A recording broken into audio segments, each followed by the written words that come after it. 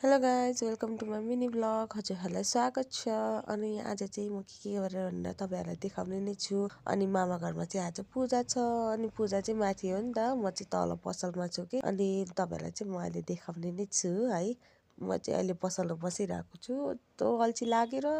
हाम्रो चाहिँ वर्षमा एकचोटि पूजा गरिन्छ क्या, घर पूजा।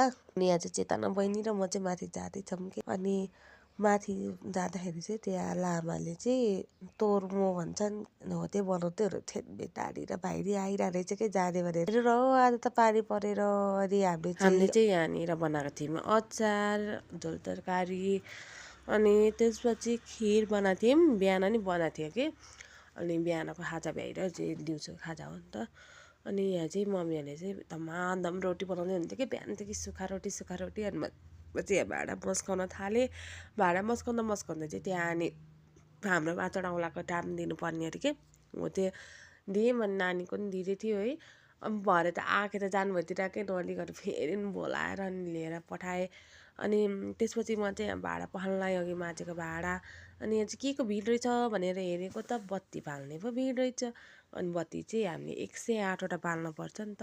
अनि बाल्दाखेरि कहिले पनि जोडी बाल्नुहुन्न भनेर चाहिँ मैले चाहिँ बिजोडी बालेँ 5वटा। अनि हामीले चाहिँ यो बालेको निम्ति चाहिँ हाम्रो चाहिँ घर परिवारमा राम्रो हुन्छ अरे, आफूलाई राम्रो हुन्छ भनेर बालेको। अनि यहाँ चाहिँ सबैजना नमस्ते गरेर बसिरहनु भएको थियो। अनि यहाँ चाहिँ हाम्रो मामालाई बाजे बोजूहरू हुन्थ्यो क्या, थुप्रै हुन्छ क्या परिवार। अनि यहाँ चाहिँ कमल भाइ हो।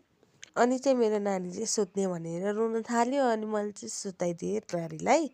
त्यसपछि अनि यहाँ चाहिँ ढोक्रे पालो भइरहेको रहेछ कि, पालो 3-4 ढोक्रे। यो चाहिँ हो अब ग्रह शान्तिको लागि, कसको नाममा चाहिँ ग्रह दशा ग्रह फालियो उसैको नाममा चाहिँ बनाइन्छ।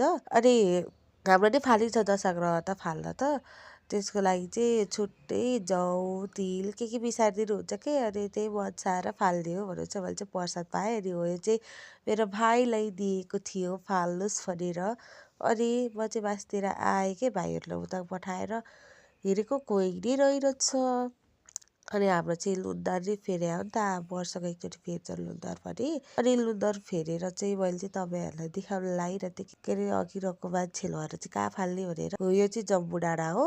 त्यो जम्बू डाँडाको अलिकति तलतिर बाटोमा फाल्नुपर्छ। फाल्नु भन्दा नि राख्ने हो। अनि म चाहिँ फेरि तल दोकानमा आएँ कि। दोकानमा आएर बसेको बहिनी त के अरे कराते खेलेर आएर रहेछ के, कपाल कोर्दिनँ भनेर। अनि ल भनेर कोरिदिएँ। अनि हामी चाहिँ घरतिर लाग्यौँ। अनि घर जाँदै मैले चाहिँ डेक्चीमा खिर बोकिरहेको थिएँ कि मम्मीले चाहिँ हामीले त्यस्तो चक्लेट खान्छ भनेर देखाउँदै हुनुहुन्थ्यो। गाइस यति नै आजको लागि मेरो blog. By by. Please do like and subscribe.